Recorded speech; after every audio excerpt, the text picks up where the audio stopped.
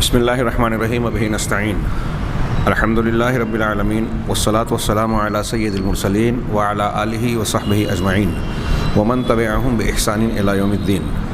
اعوذ باللہ من الشیطان الرجیم. بسم اللہ الرحمن الرحیم.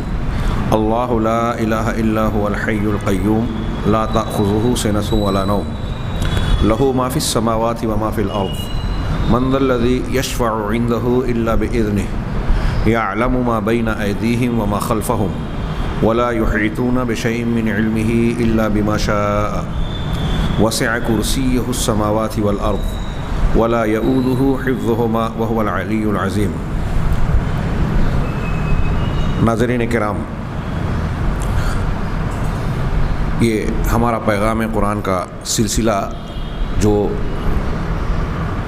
بعض آیتوں کی تفسیر پر مشتمل جاری ہے، اس کے سلسلے میں آج تھوڑی سی وضاحت یہ کر دوں کہ ہم لوگوں نے اس میں چند ایسی صورتیں اور آیتیں منتخب کی ہیں جن کو قرآن و حدیث میں فضیلت والی اور دوسری آیتوں اور صورتوں کے مقابلے میں اہمیت والی بیان کیا گیا ہے.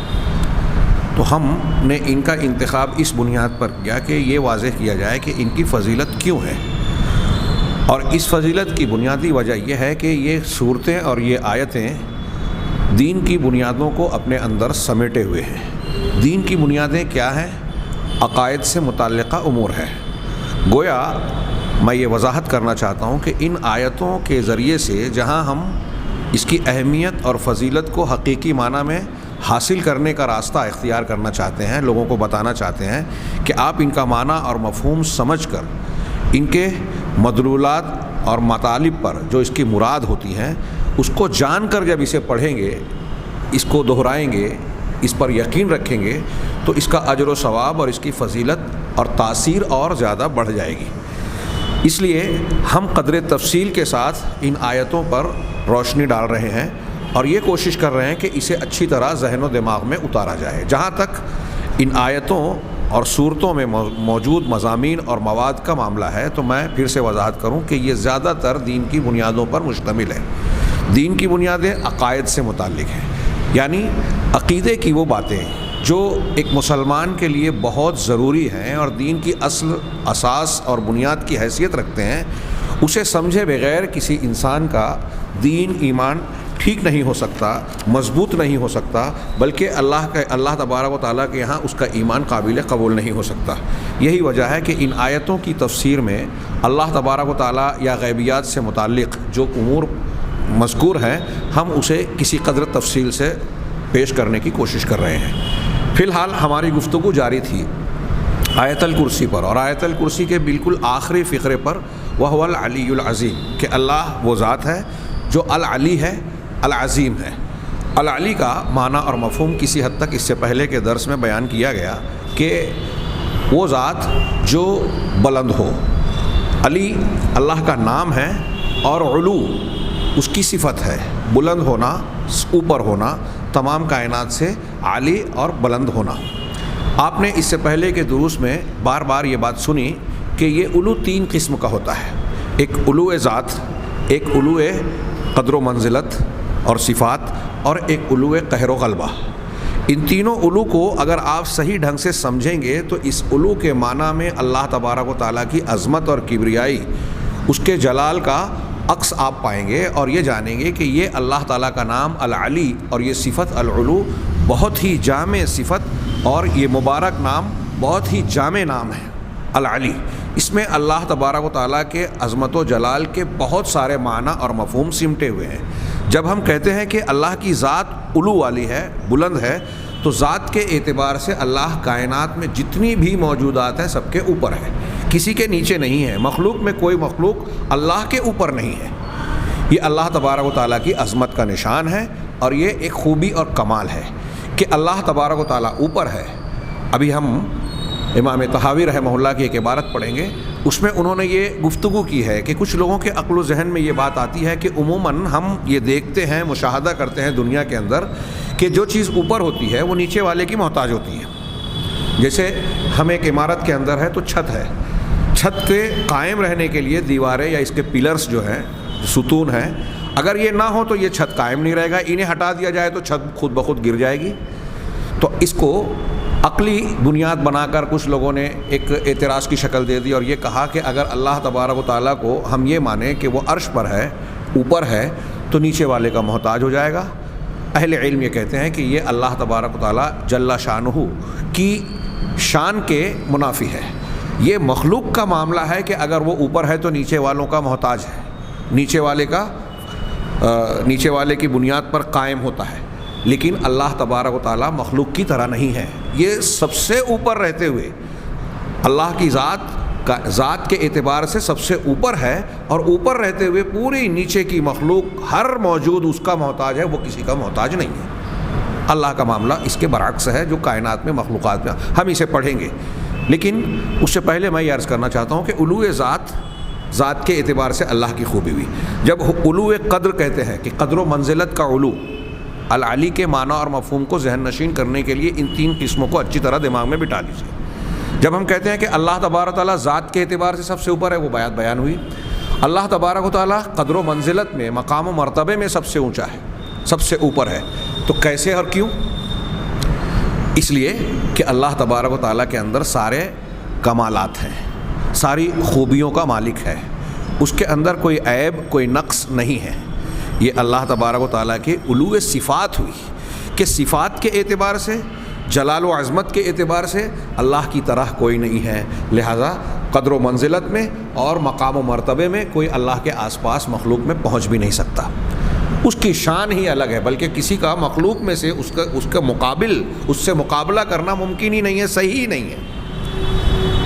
اللہ کی ذات سے کسی کا مقابلہ بھی نہیں کیا جا سکتا۔ اللہ کی ذات ایسی شان والی، عظمت والی ہے۔ تیسرا علو کی قسم جو ہم بیان کر رہے ہیں وہ یہ کہ علو قہر اور غلبہ، یعنی پوری کائنات پر اللہ تبارک و تعالیٰ کا کنٹرول ہے، قابو ہے، اختیار ہے، تسلط ہے، اقتدار ہے۔ وہ جیسا چاہتا ہے ویسا ہی ہوتا ہے، جو نہیں چاہتا وہ نہیں ہوتا، اس لیے کہ وہ مالک الملک ہے، قہر اور تسلط رکھتا ہے۔ آپ اس معنی پر غور کیجئے کہ اللہ بلندی رکھتا ہے قہر اور غلبے میں، تو قہر اور غلبہ تسلط کس کا ہوگا؟ جس کا اختیار چلے گا، جس کی مرضی چلے گی، جو کائنات کا نظام چلا رہا ہے، یعنی اس کے اندر اللہ کی ربوبیت آ گئی کہ اللہ تبارک و تعالیٰ جس کو چاہتا ہے پیدا کر رہا ہے، جس کو چاہتا ہے موت دیتا ہے، بیماری دیتا ہے، شفا دیتا ہے، موسموں کی تبدیلی کرتا ہے، کائنات کا نظام چلاتا ہے، گرمی سردی موسم کے مختلف تبدیلیاں اور مختلف دوسری چیزیں جو کائنات کے پل پل میں، کائنات کے ایک ایک حصے میں ہو رہی ہے، ان تمام چیزوں کو اللہ تبارک و تعالیٰ کنٹرول کر رہا ہے۔ یہ اس کا غلبہ اور تسلط ہے۔ اب سوچئے کہ علو غلبہ اور علو تسلط میں کیا کچھ آ گیا۔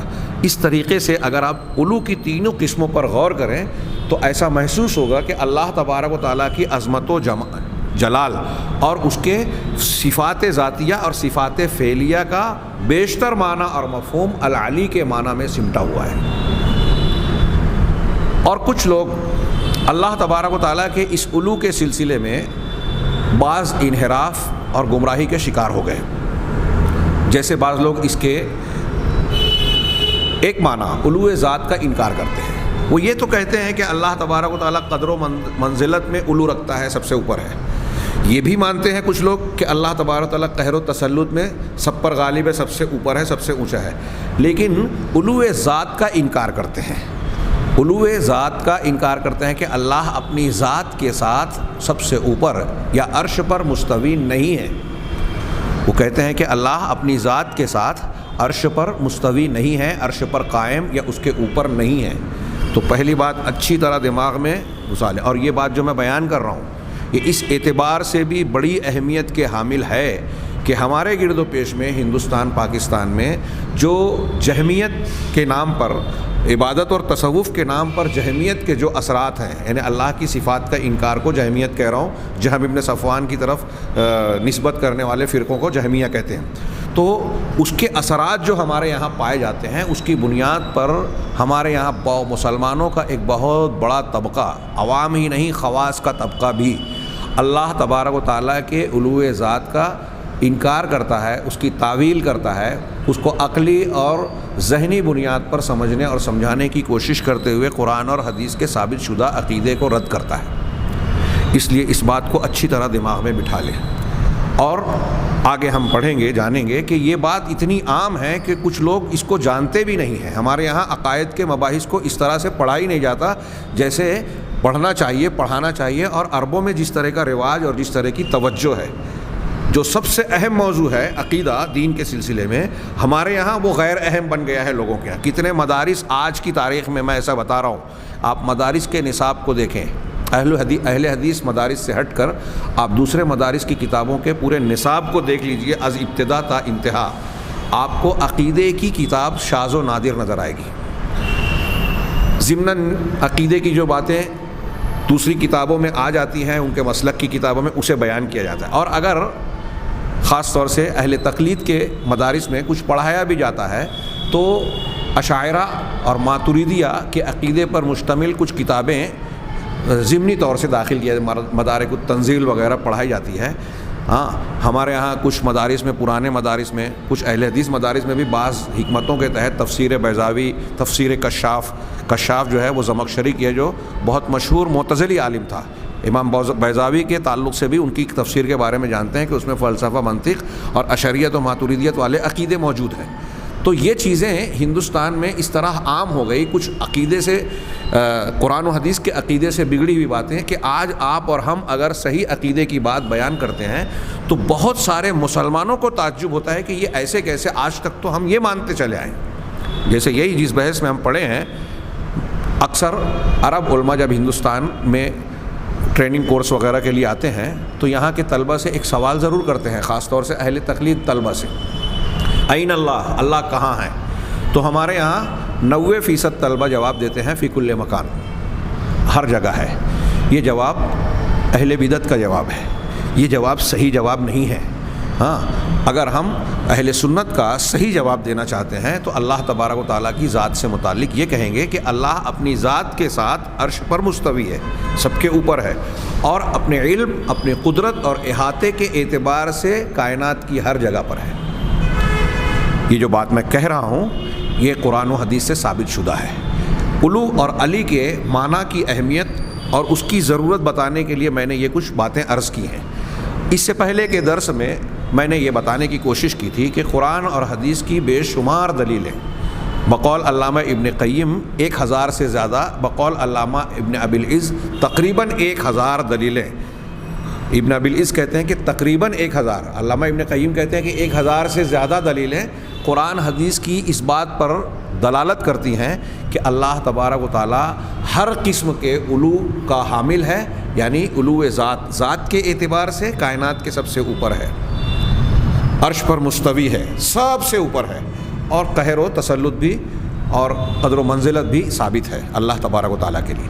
تو 1000 ہم 1000 ہی مان لیں، اور علامہ ابن ابی العز کہتے ہیں کہ جو لوگ اللہ کی ذات کے اوپر ہونے کا انکار، تعویل یا تحریف کرتے ہیں اس معنی کا، اگر وہ ان 1000 دلیلوں میں سے چند دلیلوں کا بھی جواب دینے کی کوشش کریں تو یہ ان کے بس کی بات نہیں ہے، تو 1000 دلیلوں کا کیا جواب دیں گے؟ اب آئیے ہم یہ دیکھیں کہ ایک طرف قرآن و حدیث کی بات ہے، پھر اس کے بعد ہم دیکھیں کہ صحابہ، تابعین، تبع تابعین اور ائمہ دین، جن کو تمام امت اہل سنت والجماعت کی امامان دین مانتی ہے، ان کا عقیدہ اس سلسلے میں کیا ہے۔ تو میں نے ایک کتاب کی چند عبارتوں کو نقل کیا، وہ کہتے ہیں اجمع السلف من الصحابۃ والتابعین والتابعین لهم بإحسان وأئمة أهل السنة على أن الله فوق عرشه فوق سماواته، کہ سلف کا اجماع ہے، اتفاق ہے۔ اجماع کسے کہتے ہیں شرعاً؟ کسی زمانے کے معتبر علماء کا، جاہلوں کا نہیں۔ اہل تقلید جاہل ہوتے ہیں، اصول کی کتابوں میں لکھا ہے، جاہل لوگ اگر کسی چیز پر متفق ہوں تو وہ دین کی بات نہیں کہلاتی، وہ رسم و رواج بنتی ہے۔ اہل علم، معتبر علماء جو اس علم کے، اس فن کے ماہر ہیں، علماء، سلف کا اجماع ہے۔ صحابہ، کون سلف؟ صحابہ، تابعین، تبع تابعین، تابعین جو ان کی احسان کے ساتھ متابعت کرنے والے ہیں، اور ائمہ اہل سنت، عبارت کا ترجمہ کر رہا ہوں، اہل سنت کے امامان دین، ائمہ، تابعین، تبع تابعین، صحابہ، سب کا اجماع ہے، سب کا اتفاق ہے، کس بات پر؟ علی ان اللہ فوق عرشہ فوق سماواتہ، کہ اللہ تبارک و تعالیٰ اپنے عرش کے اوپر اور آسمانوں کے اوپر ہے۔ تمام صحابہ، تمام تابعین، تمام تبع تابعین، تمام ائمہ کرام یہ مانتے ہیں۔ اس کا مطلب یہ ہوا کہ جو شخص ایسا نہیں مانتا وہ صحابہ، تابعین، تبع تابعین اور ائمہ دین کے مسلک، منہج اور ان کے عقیدے پر نہیں ہے۔ وہ چاہے جتنا بڑا بڑا نام لے ہوئے، چاہے جتنی تعداد بتائے، اپنے آپ کو دھوکہ دے رہا ہے۔ قرآن اور حدیث اور صحابہ اور تابعین کے مسلک سے وہ ہٹا ہوا ہے۔ امام اوزاعی رحمہ اللہ کا فرمان ہے، قول ہے، قال الاوزاعی کنا والتابعون متوافرون۔ حضرت امام اوزاعی کہہ رہے ہیں کہ ہم لوگ جبکہ تابعین بڑی تعداد میں موجود تھے، متوافرون وہ ان کی موجودگی میں، مطلب یہ کہ ہم جس بات کو مان رہے ہیں تابعین کے درمیان مان رہے ہیں اور انہیں یہ بات پتہ تھی، معلوم تھی۔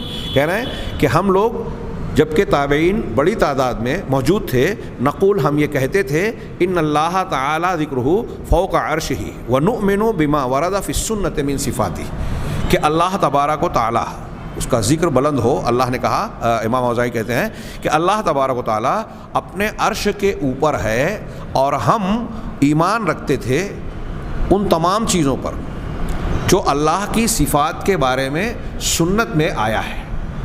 اللہ کے نبی صلی اللہ علیہ وسلم کی سنت اور حدیث سے جو ثابت ہے اللہ تعالیٰ کی صفات کے بارے میں، ان تمام چیزوں پر ہم یقین اور ایمان رکھتے تھے۔ اور بڑی تعداد تابعین کی ہمارے درمیان میں موجود تھی، ان کے سامنے ہم یہ کہا کرتے تھے کہ اللہ تعالیٰ آسمانوں کے اوپر ہے، ہاں عرش کے اوپر ہے۔ گویا امام اوزاعی کہنا یہ چاہ رہے ہیں کہ یہ ہم لوگوں کا بھی عقیدہ ہوا اور تابعین جو ہمارے درمیان تھے ان کا بھی عقیدہ ہوا۔ یہ بات میں آپ کو بتا دوں کہ حضرت امام اوزاعی رحمہ اللہ کی شخصیت کوئی معمولی شخصیت نہیں ہے۔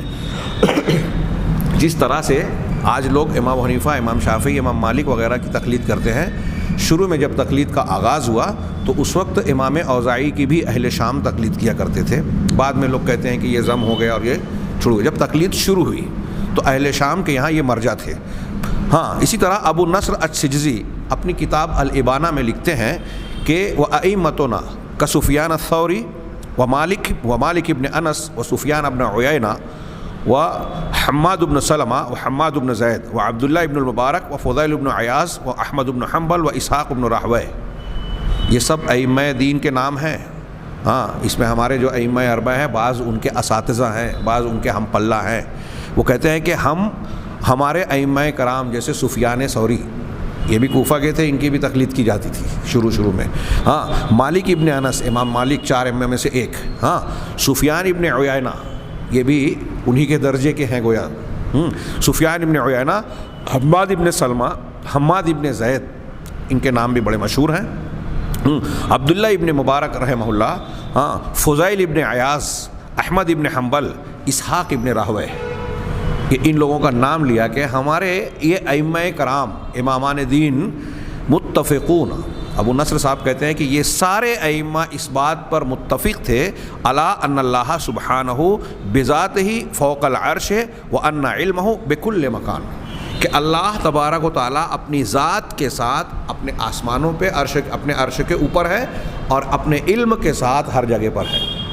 غور کیجئے، میں نے جو بتایا کہ اہل سنت والجماعت کا یہ جواب ہوگا صحیح کہ اللہ کہاں ہے، تو یہ سارے ائمہ کرام اس جواب کو اگر کوئی غلط کہہ رہا ہے تو وہ ان سارے ائمہ کرام کے عقیدے کو غلط کہہ رہا ہے۔ سفیان ثوری، سفیان ابن عیینہ، حضرت حماد بن سلمہ، امام حنیفہ کے استاذ ہیں حماد، ہاں حماد ابن زید، حماد ابن سلمہ، عبداللہ بن مبارک، فضیل ابن عیاض، امام احمد ابن حنبل، چاروں اماموں میں سے یہ دوسرا کا نام ہے اس عبارت کے اندر۔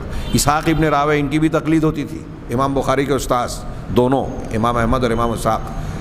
یہ سارے کے سارے متفق ہیں اس بات پر۔ کس بات پر؟ یہ جملہ دماغ میں بٹھا لیجئے، ہندوستان پاکستان کے ہر مسلمان کو یہ یاد کرانا ضروری ہے کہ اللہ سبحانہ و تعالیٰ اپنی ذات کے ساتھ عرش کے اوپر ہے اور اپنے علم کے ساتھ ہر جگہ پر ہے۔ یہ علامہ ابن تیمیہ وغیرہ نے بھی نقل کیا ان اقوال کو۔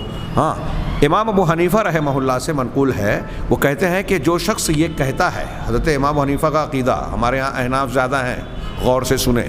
ہاں کچھ لوگ کہتے ہیں کہ امام حنیفہ کا یہ قول ثابت نہیں ہے، لیکن یہ ثابت ہے اور کئی علماء کرام نے امام حنیفہ رحمہ اللہ سے یہ نقل کیا ہے. ملا علی قاری نے غالباً اس کو فقہ الاکبر کے اندر بھی درج کیا ہے، موجود رکھا ہے. شیخ سدیس نے اصول دین عند الامام ابو حنیفہ میں ذکر کیا ہے. علامہ ابن ابی العز نے الفاروق کے حوالے سے اسے نقل کیا ہے، اور اس طرح اور بھی دیگر لوگوں نے نقل کیا ہے. علامہ ابن تیمیہ نے بھی غالباً نقل کیا ہے. امام حنیفہ کہتے ہیں کہ من قال لا ادری اللہ فی السماء او فی الارض فقد کفر. جو شخص یہ کہتا ہے کہ مجھے نہیں پتا، میں نہیں جانتا کہ اللہ آسمان میں ہے یا زمین میں، تو اس نے کفر کیا. جو شخص یہ کہتا ہے کہ مجھے اس بات کا علم نہیں ہے کہ اللہ آسمان میں ہے یا زمین میں، ایسا کوئی کہتا ہے اگر، تو اس نے کفر کیا. ہاں اس لیے کہ اللہ تبارک و تعالیٰ کا ارشاد ہے الرحمن علی العرش استویٰ، کہ رحمان عرش پر مستوی ہے. امام حنیفہ یہ کہنا چاہ رہے ہیں، قرآن کی دلیل دے کر دیکھیے. یہ اہل الحدیث کا طریقہ ہے کہ جو ماننا ہے دلیل سے ماننا ہے. تو جو بات کہہ رہے ہیں اس کی دلیل دے رہے ہیں قرآن سے، کہ اللہ تعالیٰ نے یہ کہا کہ رحمان عرش پر مستوی ہے، قائم ہے، اس پر بلند ہے. اب کوئی کہہ رہا ہے اگر کہ مجھے نہیں پتا اللہ کہاں ہے، آسمان میں، زمین میں یا کہاں، تو گویا وہ قرآن کی اس آیت کو نہیں مان رہا ہے، اور ایسی اور بھی بہت ساری آیتیں ہیں ان کا انکار کر رہا ہے. تو اسی لیے امام حنیفہ کہہ رہے ہیں کہ وہ جو ایسا کہے گا وہ کافر ہو جائے گا، کفر کا مرتکب ہو جائے گا. اسی طرح امام مالک رحمہ اللہ کا بڑا مشہور قول ہے. انہوں نے ایک مرتبہ قرآن کی آیت پڑھی الرحمن علی العرش استویٰ، تو ان کے شاگردوں میں سے ایک صاحب نے پوچھا کیف استویٰ، کہ کیسے مستوی ہے، یعنی اللہ کے مستوی ہونے کی، عرش پر قائم ہونے کی کیفیت کیا ہے. تب حضرت امام مالک نے بڑا پیارا جواب دیا، اور ان کا یہ جواب اہل سنت والجماعت کے اصول کی حیثیت بن گیا. اور ان کا جو جواب ہے وہ حضرت ام سلمہ رضی اللہ تعالی عنہا ام المومنین سے بھی مروی ہے، لیکن مشہور امام مالک سے ہی ہے.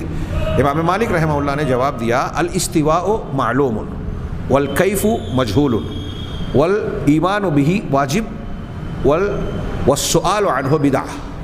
بڑا مشہور قول ہے، 4 جملہ اہل سنت والجماعت کا اللہ کے تمام اسماء و صفات کے بارے میں ایک اصول اور قاعدے کی حیثیت رکھتا ہے. امام مالک نے کہا کہ الاستواء معلوم، استواء یعنی اللہ کا عرش پر مستوی ہونا یہ ہمیں معلوم ہے. کیسے معلوم ہے؟ قرآن حدیث نے بتایا، تو اس کی وجہ سے علم میں آ گیا. قرآن نے بتایا، حدیث نے بتایا، ہاں تو ہمارے علم میں آ گیا، تو استواء معلوم ہے. والکیف مجہول، اور کیفیت کیسے اس مستوی ہے یہ نامعلوم ہے، کیونکہ وہ غیب سے تعلق رکھتی ہے بات، اور ہمارے ذہن و دماغ کی ایک خاص پرواز ہے، اس سے آگے وہ بڑھ نہیں سکتا. اللہ تبارک و تعالیٰ کے صفات اور اس کی کیفیات کو ہم سمجھ نہیں سکتے. لیس کمثلہ شیء، وہ اس کے جیسا کوئی ہے ہی نہیں. اس لیے ہم یہ کہتے ہیں کہ کیفیت نامعلوم ہے، کیفیت ہم نہیں جانتے. اہل سنت والجماعت دیکھیے صفات کو، ناموں کو جو قرآن و حدیث میں جس معنی میں ہے اس کو مانتے ہیں، کیفیت کی تفویض کرتے ہیں. کچھ لوگوں نے یہ بیان کر دیا ہمارے یہاں کہ اہل سنت والجماعت اسماء و صفات کی تفویض کرتے ہیں، یہ درست نہیں ہے، اس کو مفوضہ کہا جاتا ہے. ہاں بعض اہل علم نے، ہمارے یہاں اخوانیوں کے یہاں جو شیخ حسن البنا اور ان کے متبعین میں سے کئی لوگ ہیں، وہ اہل سنت والجماعت کا عقیدہ یہ کہتے ہیں کہ تفویض ہے. یہ غلطی ہے، غلط ہے، سراسر غلط ہے. ہاں تفویض کرنے والوں کو، جو الفاظ کے اللہ کے ناموں اور صفات کی تفویض کرتے ہیں، ان کو ائمہ سلف نے مشبہین سے بھی زیادہ گمراہ قرار دیا ہے، انکار کرنے والوں سے بھی زیادہ گمراہ قرار دیا ہے. امام احمد بن حنبل وغیرہ سے مروی ہے. کیوں؟ اس لیے کہ ایک تو وہ انکار بھی کر رہے ہیں معنی کا، اور دوسرے یہ بھی الزام لگا رہے ہیں اللہ پر کہ اللہ تبارک و تعالیٰ نے قرآن میں ایسی باتیں بیان کی ہے جو کوئی سمجھ نہیں سکتا. تو اللہ تبارک و تعالیٰ پر دوہرا الزام لگا رہے ہیں تفویض کر کے.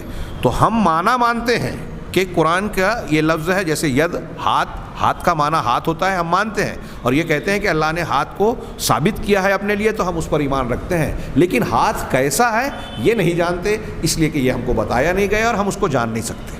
اچھی طرح اس فرق کو ذہن میں رکھیے. تو امام مالک کہتے ہیں کہ استوا معلوم ہے، والکیف مجہول، اور کیفیت نامعلوم ہے، مجہول ہے، یعنی اس کو بتایا نہیں گیا، لا علمی میں ہے ہم اس سے. والایمان بہ واجب، اس پر ایمان رکھنا واجب ہے، فرض ہے. والسؤال عنہ بدعہ، اور اس کے بارے میں کھود کرید کرنا، اس کے پیچھے پڑنا، سوال کرنا، یہ بدعت ہے. یہ جواب دے کر حضرت امام مالک رحمہ اللہ نے اپنے اس شاگرد کو جس نے یہ پوچھا تھا کہا تھا کہ تم اہل سنت کے طریقے سے ہٹے ہوئے ہو، تم اس مجلس سے نکل جاؤ۔ یہ امام مالک رحمہ اللہ کا قول ہے۔ شیخ عبد القادر جیلانی رحمہ اللہ کے قول کو بھی میں نے اس لیے نقل کر لیا کہ ہمارے یہاں بہت سارے لوگ ان کے تعلق سے جو ہے ان کو مانتے ہیں، ہاں ان پر اعتماد کرتے ہیں، اور وہ تھے بھی بڑی شخصیت۔ چنانچہ وہ کہتے ہیں کہ یہ بات کہ اللہ عرش پر مستوی ہے، آسمانوں کے اوپر ہے، سب کے اوپر ہے، انہ مذکور فی کل کتاب انزلہ اللہ علی کل نبی، یہ ان کی کتاب غنیۃ الطالبین سے نقل کردہ عبارت ہے کہ یہ بات اللہ تبارک و تعالیٰ کی ہر کتاب جو آسمان سے نازل ہوئی، ہر کتاب میں یہ بات موجود ہے، اور اللہ نے یہ بات ہر نبی پر یہ بات نازل کی ہے۔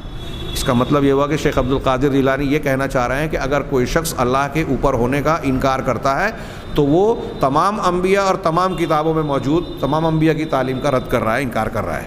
حضرت اسحاق ابن راہویہ رحمہ اللہ جو امام احمد کے ساتھی ہیں، اور میں نے بتایا کہ ان کی بھی کچھ لوگ تقلید کرتے تھے، یہ بھی ایک مرجع کی حیثیت رکھتے تھے، اور امام بخاری، امام مسلم جیسے ائمہ محدثین کے استاذ ہیں، صاحب حدیث و صاحب فقہ ہیں۔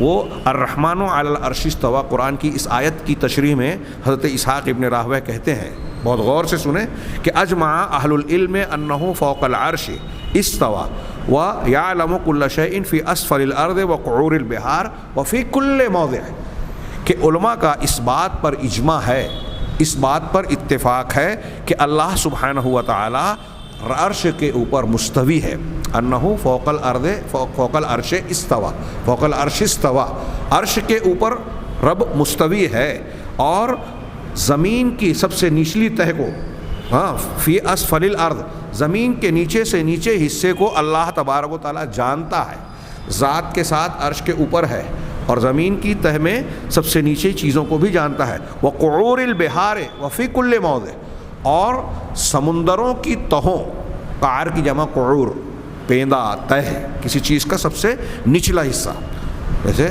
کنویں کا سب سے نچلا جو زمین کا حصہ اس کو کہتے ہیں قعر بیر، کنویں کا پیندہ، کنویں کا نچلا حصہ۔ تو کہا سمندروں کا کہ قعور، ان کے پیندے نچلے حصے، اور کائنات کی ہر جگہ کی چیز کو اللہ تبارک و تعالیٰ جانتا ہے۔ یہ چند نصوص میں نے علماء سلف کی طرف سے نقل کیا، یہ بتانے کے لیے کہ اہل سنت والجماعت کا صحابہ سے لے کر بعد کے ائمہ کرام اور آج تک جتنے بھی اہل سنت والجماعت ہیں، وہ سب یہ کھلا عقیدہ رکھتے ہیں کہ اللہ تبارک و تعالیٰ العلی کا نام جو العلی ہے اور اس کی جو صفت العلو ہے، یہ ہر اعتبار سے اللہ کے لیے ثابت ہے۔ اللہ کی جیسے قدر و منزلت، قہر و غلبے میں بلندی کا کو ہم مانتے ہیں، اسی طریقے سے یہ بھی مانتے ہیں، ثابت شدہ امر ہے کہ اللہ اپنی ذات کے ساتھ ساتوں آسمان اور عرش کے اوپر ہے، عرش کے اوپر مستوی ہے۔ اگر کوئی شخص اس میں سے کسی بات کا انکار کرتا ہے تو وہ اہل سنت کے طریقے پہ نہیں ہے، وہ اہل بدعت میں سے ہے۔ جو لوگ اسے نہیں مانتے وہ تعداد کچھ بھی بتائیں، بڑے بڑے نام کا اظہار کریں کہ فلاں یہ مانتے تھے، ڈھما یہ مانتے تھے، وہ جو بھی ہوں وہ اہل سنت نہیں ہیں، وہ اہل سنت کے خلاف ہیں، قرآن و حدیث کے خلاف ہیں، وہ بدعت پر ہے، گمراہی کو اختیار کیے ہوئے ہیں، اور جس قسم کا ان کا تعویل اور انکار کا مرتبہ اور مقام اور مرحلہ ہوگا، درجہ ہوگا، اس قسم کا ان کا کفر یا ان کی بدعت ہوگی۔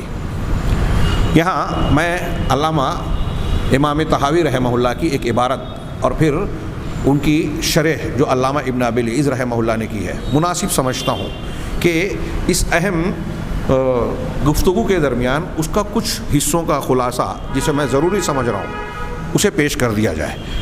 امام طحاوی رحمہ اللہ نے جب اپنی عبارت میں کہا والعرش والکرسی حق، ایک ان کی عبارت ہے ان کے عقیدے میں کہ عرش اور کرسی حق ہے، اس کی شرح کرنے کے بعد علامہ امام طحاوی رحمہ اللہ کی اگلی عبارت یہ ہے کہ وَهُوَ مُسْتَغْنٍ عَنِ الْعَرْشِ وَمَا دُونَهُ مُحِيطٌ بِكُلِّ شَيْءٍ وَفَوْقَهُ وَقَدْ أَعْجَزَ عَنِ الْإِحَاطَةِ خَلْقَهُ۔ امام طحاوی کے اس عبارت کا ترجمہ یہ ہوگا کہ اللہ تبارک و تعالی عرش اور عرش کے نیچے کی ساری چیزوں سے مستغنی ہے، بے نیاز ہے۔ اللہ کسی کا محتاج نہیں ہے، نہ عرش کا نہ عرش سے نیچے کی پوری کائنات میں موجود چیزوں کا۔ عرش کائنات کے اوپر ہے، کائنات کی چھت ہے، تو اللہ عرش کا بھی محتاج نہیں ہے اور عرش کے نیچے جو پوری کائنات ہے ان میں سے کسی چیز کا بھی محتاج نہیں ہے، سب سے بے نیاز ہے، مستغنی ہے. ہاں وما دون ومحیط بکل شیء وفوقہ، اور ہر چیز کا احاطہ کیے ہوئے ہے اور ہر چیز کے اوپر ہے. دو باتیں، ہر چیز کا احاطہ گھیرے ہوئے. کیسے گھیرے ہوئے ہیں آگے آئے گا اس کی شرح میں، کہ اپنے علم سے، قدرت سے، اس کی عظمت سے، قہر سے، ہر چیز اللہ تبارک و تعالیٰ کے احاطہ علم اور احاطہ قدرت میں ہے. اور ذات کے ساتھ وفوقہ، ہر چیز کے اوپر ہے، یعنی کائنات میں سب سے اوپر ہے رب العالمین. کہا وقد اعجز عن الاحاطۃ خلقہ، اور اللہ تبارک و تعالیٰ نے اپنی مخلوق کو اپنے احاطے سے عاجز کر رکھا ہے. یعنی مخلوق میں کوئی ایسا نہیں ہے جو اللہ تبارک و تعالیٰ کی ذات کا احاطہ کرے، علم کے اعتبار سے احاطہ کرے کہ اس کے علم میں اللہ کی پوری ذات سمجھ میں آ جائے. اللہ کا جب دیدار کرے گا تو دیدار کے اعتبار سے احاطہ کرے کہ پوری ذات کو دیکھ لے ہوئے، ایسا نہیں ہو سکتا. دیدار ہوگا، احاطہ نہیں ہوگا. دیکھنا الگ ہے، احاطہ الگ ہے. علم رکھنا الگ ہے، احاطہ الگ. احاطے کا مطلب یہ کہ پوری طریقے سے ادراک کر لینا، گھیر لینا. یہ اللہ تبارک و تعالیٰ کا احاطہ مخلوق میں سے انسان تو کیا کوئی بھی مخلوق نہیں کر سکتا. تو اللہ نے اپنے احاطے سے مخلوق کو عاجز کر رکھا ہے. یہ امام طحاوی رحمہ اللہ کی عبارت کا ترجمہ ہوا. آگے شیخ ابن ابی العز شرحن کہتے ہیں، میں یہ لمبی چوڑی شرح ہے، اس میں سے کچھ باتیں آپ حضرات کے سامنے پیش کروں گا. بعض باتوں کو اس سے پہلے بیان کیا جا چکا ہے. امام ابن ابی العز کہتے ہیں کہ امام طحاوی کا یہ کہنا کہ وہ عرش سے اور عرش کے نیچے کی چیزوں سے مستغنی، بے نیاز اور بے پرواہ ہے، ان کی ضرورت نہیں ہے اللہ کو، تو اللہ تبارک و تعالیٰ کے اس فرمان سے اس پر استدلال کیا کہ اللہ کہتا ہے ان اللہ لغنی عن العالمین، اللہ تبارک و تعالیٰ تمام جہانوں سے بے نیاز ہے.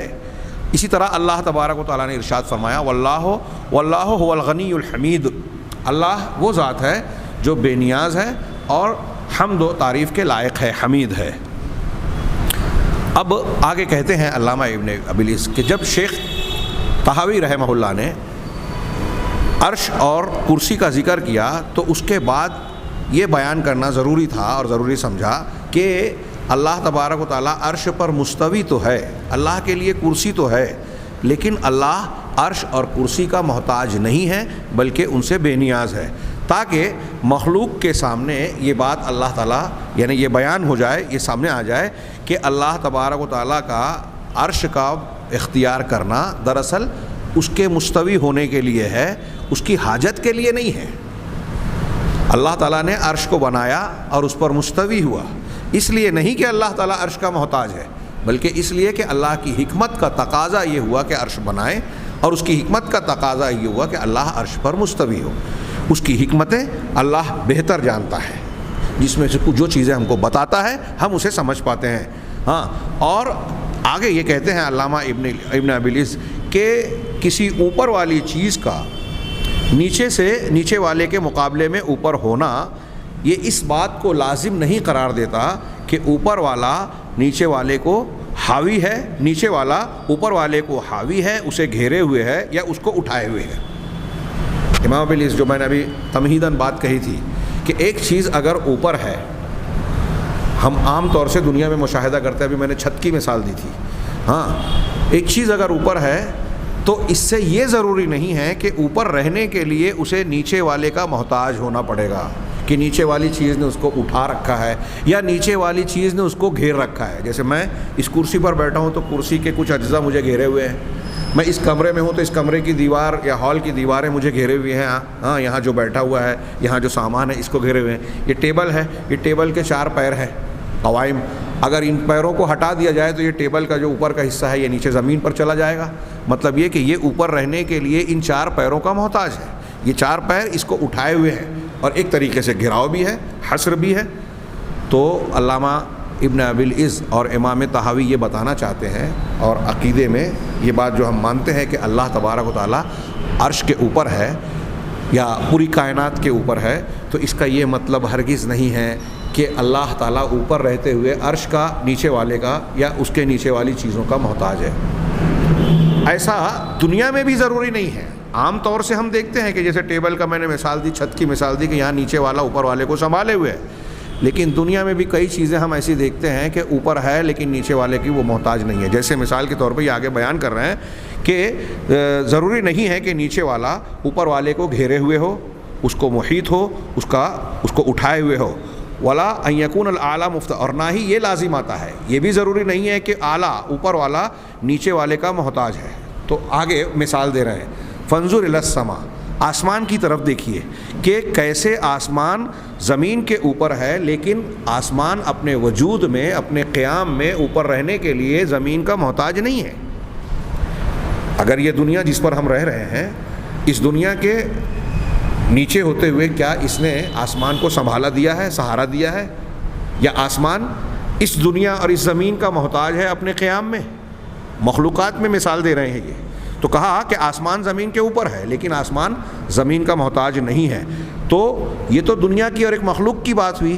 فالرب تعالی اعظم شانا واجل من ان يلزم من علوه ذلك. تو اللہ تبارک و تعالیٰ کی شان اور مقام و مرتبہ, اس کی جلال و عظمت تو اس سے کہیں زیادہ بلند و بالا ہے کہ وہ اس کا محتاج ہو. اس سے یہ لازم آئے کہ اللہ اوپر ہے تو نیچے والے کا محتاج ہو ہی نہیں سکتا. یہ تو آسمان اور زمین تو دونوں مخلوق ہے, اللہ کی شان تو اس سے کہیں اونچی ہے. بلکہ یہ اللہ تبارک و تعالیٰ کے علو, اس کے اوپر ہونے کی کہ لازمی تقاضوں اور اس کی خصوصیات میں سے ہے کہ اللہ تبارک و تعالیٰ اوپر رہتے ہوئے نیچے والی چیزوں کو اپنی قدرت سے اٹھائے ہوئے ہے. نیچے والی چیز اللہ تبارک و تعالیٰ کی محتاج ہے اور اللہ تبارک و تعالیٰ نیچے والی چیزوں سے بے نیاز ہے, ان کی کوئی ضرورت نہیں ہے. اللہ تبارک و تعالیٰ اوپر رہتے ہوئے اللہ ان ساری چیزوں کو, نیچے والی چیزوں کو گھیرے ہوئے ہے. وہ عرش کے اوپر ہے اور اپنی قدرت سے عرش کو اور عرش کے حاملین کو اٹھائے ہوئے ہے, ہاں, اور عرش سے بے نیاز ہے. ہاں, یہی نہیں بلکہ عرش اس کا محتاج ہے, نیچے والی چیزیں اس کی محتاج ہیں. اس نے عرش کو گھیر رکھا ہے, عرش کو محصور کر رکھا ہے. یہ عرش اس کو گھیرتا نہیں ہے, عرش اس کا احاطہ نہیں کرتا, عرش اس کو سہارا نہیں دیتا. یہ ساری کی ساری لازمی چیزیں مخلوق میں اس کی نفی ہے, مخلوق میں ایسی کوئی چیز پائی نہیں جاتی. یہاں یہ جو باتیں انہوں نے عرض کی, بیان کی ہے, جو میں نے ترجمہ کیا ہے, مفہوم بیان کیا ہے, آپ اس پر غور کریں تو بعض اہل بدعت کے کچھ اعتراضات کا جواب اس میں مضمر ہے. مثال کے طور پہ وہی جو کہتے ہیں کہ جب اللہ تبارک و تعالیٰ کو ہم یہ مانیں کہ وہ عرش پر مستوی ہے تو اس کا مطلب یہ نکلے گا کہ اللہ عرش کا محتاج ہے, یا یہ بھی لازم آئے گا کہ اللہ تبارک و تعالیٰ کسی جگہ پر, کسی مکان میں کسی چیز سے گھرا ہوا ہے.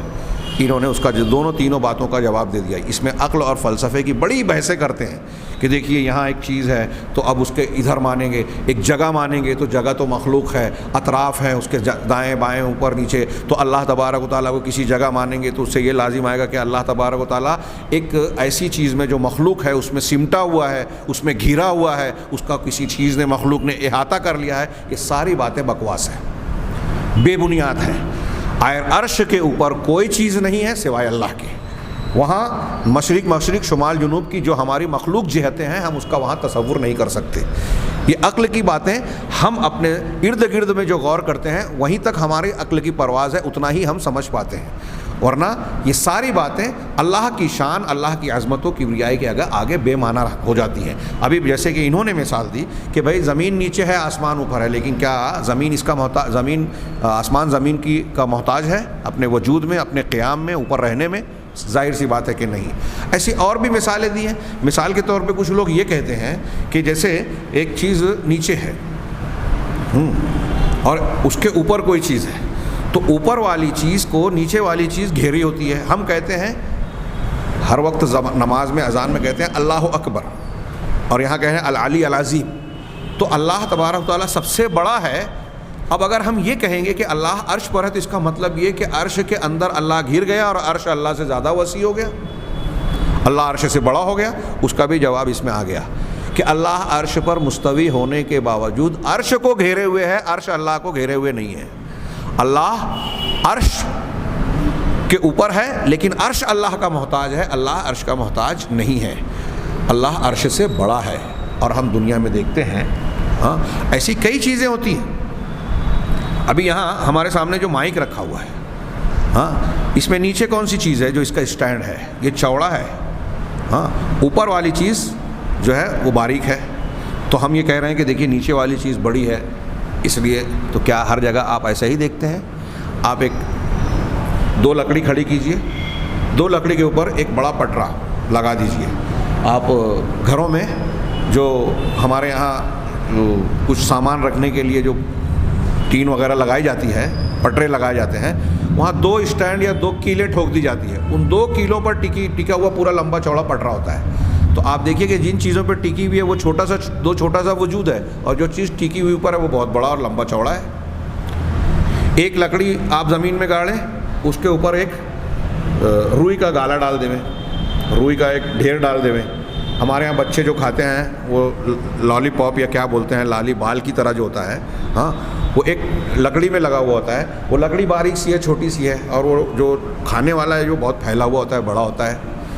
تو آپ اب کس کو بولیں گے کہ جو چیز نیچے ہے وہ بڑی ہے یا جو اوپر ہے وہ بڑی ہے؟ یہ مخلوقات میں کچھ ایسی چیزوں کی میں مثال دے رہا ہوں کہ ہم دیکھ کے یہ جان سکتے ہیں کہ ایسا قاعدہ کلیہ نہیں ہے مخلوق میں بھی کہ نیچے والی چیز اوپر والی چیز کو گھیر لیتی ہے. تو پھر ہم خالق کے بارے میں ایسا کیسے تصور کر سکتے ہیں جس کی شان یہ ہے کہ مخلوق پر اس کو قیاس بھی نہیں کیا جا سکتا, کوئی مخلوق اس کے جیسی ہے بھی نہیں. لہٰذا بندے کے لیے احتیاط اور ایمان کے محفوظ رہنے کا راستہ یہی ہے کہ قرآن و حدیث میں جو باتیں بیان کی گئی ہے اس کو جیسے بیان کیا گیا ہے ویسے مان لے. اپنی عقل, منطق, فلسفہ لگا کر ان باتوں کو جو قرآن و حدیث میں بیان کی گئی ہے الٹ پلٹ نہ کرے, ہیر پھیر نہ کرے اس میں. چنانچہ سیدھی بات یہی ہے جو سلف کا عقیدہ ہے کہ قرآن و حدیث میں اللہ تبارک و تعالیٰ کے بارے میں بیان کیا کہ وہ عرش کے اوپر ہے. اب ہم عقلی طور سے یہ ساری باتیں کہ عرش کو نیچے مانیں تو یہ نتیجہ نکلے گا محتاج ہے, عرش اللہ سے بڑا ہو گیا, اللہ کو گھیرے ہوا, یہ ساری باتیں بے بنیاد ہے. ہماری عقلی قیاسی اور مخلوق کے اوپر قیاس کی ہوئی باتیں ہیں. اللہ تعالیٰ کے اوپر یہ چیزیں جاری نہیں ہوگی. اللہ عرش کے اوپر ہے اور عرش سے بے نیاز ہے. عرش کے اوپر ہے اور عرش کو خود گھیرے ہوئے ہے, عرش اس کو گھیرے ہوئے نہیں ہے. عرش کے اوپر ہے لیکن عرش کو سنبھالے ہوئے, عرش نے اللہ کو نہیں سنبھالا ہے. یہ اللہ تبارک و تعالیٰ کی ایسی شان ہے جو کسی مخلوق میں نہیں پائی جا سکتی. یہ اللہ تبارک و تعالیٰ کی قدرت کاملہ پر بھی دلالت کرنے والی بات ہے. علامہ ابن ابی العز کہتے ہیں کہ اگر یہ اہل بدعت, اہل تعطیل جو اللہ کی صفات کا انکار یا انحراف اختیار کرتے ہیں, وہ اس تفصیل کو اختیار کرتے تو نفات صفات اگر اس تفصیل کو سمجھ لیتے تو گمراہی کا شکار نہیں ہوتے. وہ اللہ تبارک و تعالیٰ کی تنزیل کو, قرآن کو یہ جان لیتے کہ قرآن میں جو چیزیں بیان کی گئی ہیں وہ عقل کے مطابق ہے, اور ایسا کر کے وہ دلیل کے پیچھے چلتے. لیکن انہوں نے دلیل سے جدائی اختیار کی, چنانچہ سیدھے راستے سے بھٹک گئے. اس معاملے میں انہوں نے کہا کہ معاملہ اس معاملے میں ویسا ہی ہے جیسا کہ حضرت امام مالک نے کہا جب ان سے سوال کیا گیا کہ اللہ تبارک و تعالیٰ عرش پر مستوی ہے تو وہ کیسے مستوی ہے, تو امام مالک نے جواب دیا کہ استوا معلوم ہے اور کیفیت نامعلوم ہے. یہ بات علامہ ابن ابی العز نقل کرتے ہیں اور بتاتے ہیں کہ یہ جواب حضرت ام سلمہ سے بھی موقوفاً اور نبی کریم صلی اللہ علیہ وسلم تک مرفوعاً بھی مروی ہے, لیکن مرفوعاً یہ بات صحیح نہیں ہے, روایت درست نہیں ہے. اور مشہور یہی ہے کہ یہ امام مالک رحمہ اللہ کا جواب ہے. اسی طریقے سے اب جب اللہ تبارک و تعالیٰ عرش پر مستوی ہے تو اس کا تمام کائنات کو گھیرے ہوئے ہونا, واللہ من ورائہم محیط, اللہ پیچھے سے انہیں گھیرے ہوئے ہے. الا انہ بکل شیء محیط, اللہ تبارک تعالیٰ ہر چیز کو گھیرے ہوئے ہے. اور قرآن کی اور بھی کئی آیتیں ہیں جو اللہ کے احاطے کو بیان کرتی ہیں. تو یہاں میں صرف ان کی لمبی چوڑی عبارت میں سے صرف ایک جملہ نقل کروں. وہ کہتے ہیں کہ یہاں مراد یہ نہیں ہے کہ اللہ تبارک و تعالیٰ نے اس طریقے سے کائنات کو گھیرا ہوا ہے جیسے فلک نے گھیر رکھا ہے, کہ اللہ تبارک و تعالیٰ کی ذات کے اندر ساری کائنات گھری ہوئی ہے اور اس کی ذات کے اندر مخلوق شامل ہے, یا ساری مخلوق اللہ کی ذات مقدسہ کے اندر ہے جیسا کہ کچھ اہل بدعت کا, گمراہ لوگوں کا عقیدہ اور خیال ہے. ایسا احاطے کا مطلب نہیں ہے, بلکہ اللہ تبارک و تعالیٰ کے احاطے سے مطلب ہر چیز کو گھیر رکھا ہے کا مطلب کیا, اس کی عظمت نے, اس کے علم کی وسعت اور گھراؤ نے, کشادگی نے, اور اس کی قدرت نے ہر چیز کو گھیر رکھا ہے. اور اللہ تبارک و تعالیٰ ان تمام حالتوں میں مخلوق سے الگ ہے. کچھ لوگوں نے, ایک ضعیف روایت ہے ابو رزین کی, علامہ البانی نے کہا کہ وہ سند کے اعتبار سے تو ضعیف ہے لیکن متن کے اعتبار سے حسن ہے, اچھی ہے. تو اس میں مثال جو بیان کی گئی ہے وہ یہ ہے کہ کچھ لوگوں نے جیسے یہ سوال کیا اللہ کے رسول سے کہ بھائی اللہ تبارک و تعالیٰ ہر ایک کے ساتھ کیسے جبکہ وہ آسمانوں کے اوپر ہے. تو آپ نے ایک مثال دی کہ جیسے چاند کو دیکھے, 14ویں کا چاند نکلا ہوا ہے, ایک شخص یہاں سے ہم جہاں بیٹھے ہوئے ہیں ایک شخص کئی کلومیٹر دور سے اور ایک شخص اور بھی زیادہ دوری سے ان کو چاند کو دیکھتا ہے. ہر شخص چاند کو سمجھتا ہے کہ یہ میرے ساتھ ہے. جو اکیلا ہے کسی چھت پر، راستے پر، سفر میں کہیں بھی، تو ہر شخص دیکھتا ہے تو کہتا ہے چاند کو میں دیکھ رہا ہوں یا میں چل رہا ہوں تو چاند میرے ساتھ چل رہا ہے. ہاں، حالانکہ چاند ایک ہی ہے، اوپر ہے، اور ہر کوئی اسے اپنے ساتھ محسوس کر رہا ہے. تو یہ تو مخلوق کی بات ہے.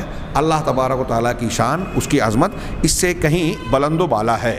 اسی طریقے سے انہوں نے کچھ تفصیلات بیان کرتے ہوئے اللہ تبارک و تعالیٰ کے تمام مخلوقات پر قہر اور غلبہ کا ذکر کرنے کے بعد کچھ آیتوں اور دلیلوں کو پیش کیا جو اس سے پہلے ہم پڑھ چکے ہیں. مثال کے طور پہ انہوں نے ایک حدیث پیش کی کہ جب اللہ تبارک و تعالیٰ نے تمام مخلوقات کو پیدا کیا تو ایک کتاب لکھ کر اپنے پاس رکھی جو اس کے پاس عرش کے اوپر ہے، جس میں یہ لکھا ہوا ہے کہ ان رحمتی سبقت غضبی، کہ میری رحمت میرے غضب پر غالب ہے، یا تغلب و غضبی کے الفاظ بھی حدیث میں مروی ہیں. دو ایک دلیلیں اور بیان کی. یہاں ایک دلیل جو صحیح مسلم کی روایت کے تناظر میں قرآن کی ایک آیت کی تفسیر ہے، میں اسے دہرا رہا ہوں، کچھ عبارتیں چھوڑ کر علامہ ابن ابی العز کی. انہوں نے استدلال کیا اللہ تبارک و تعالیٰ کے نام الظاہر سے. قرآن میں اللہ نے ارشاد فرمایا هو الاول والآخر والظاہر والباطن. اس پر کوئی اپنی تفصیل پیش کرنے کی بجائے حدیث کی تفسیر پیش کی جائے جو صحیح مسلم میں نبی کریم صلی اللہ علیہ وسلم سے مروی ہے. آپ سونے کے وقت کی جو دعائیں پڑھتے تھے اللہم رب السماوات و رب الارض و رب العرش العظیم، اس کا آخری حصہ، دوسرا حصہ یہ ہے کہ اللہ کے نبی صلی اللہ علیہ وسلم فرماتے ہیں اللہم انت الاول فلیس قبلک شیء، کہ اللہ تو الاول ہے، تو الاول ہے، تیرے پہلے کوئی نہیں. یہ اول بھی اللہ کے ناموں میں سے ایک اسم مبارک ہے. اس کا بڑا زبردست معنی ہوتا ہے، اس سے توحید ثابت ہوتی ہے. لیکن جب ہم اسماء الحسنی کی تفسیر پڑھیں گے وہاں اس کی تفصیل کو جانیں گے. اللہ کے رسول صلی اللہ علیہ وسلم نے فرمایا کہ اے اللہ تو الاول ہے، ہاں تجھ سے پہلے کوئی نہیں. وانت الباطن فلیس دونک شیء، تو وانت الآخر ہاں فلیس بعدک شیء، ہاں اور تو باطن ہے، تو آخر ہے، تجھ سے تیرے بعد کوئی نہیں. وَأَنْتَ الظَّاهِرُ فَلَيْسَ فَوْقَكَ شَيْءٌ، تو ظاہر ہے، تیرے اوپر کوئی نہیں. تو وَأَنْتَ الْبَاطِنُ فَلَيْسَ دُونَكَ شَيْءٌ، تو باطن ہے، تجھ سے زیادہ پرے، تجھ سے زیادہ نزدیک کوئی نہیں. بڑی پیاری یعنی دلیل ہے. یہ علامہ ابن ابی العز کہتے ہیں کہ یہاں مراد ظہور سے، اللہ تبارک انت الظاہر، اللہ کا نام ایک ہے الظاہر، تو یہاں ظاہر سے مراد کیا ہے؟ یہ باطن کے مقابلے میں ہے. کہا العلو، اس سے مراد علو ہے. جیسے اللہ تبارک و تعالیٰ کا فرمان فَمَسْتَطَاعُوا أَن يَظْهَرُوهُ، کہ ان کی اس بات پر طاقت نہیں ہوئی کہ وہ ان پر غالب آئیں یا ان کے اوپر چڑھ سکیں، اوپر جا سکیں.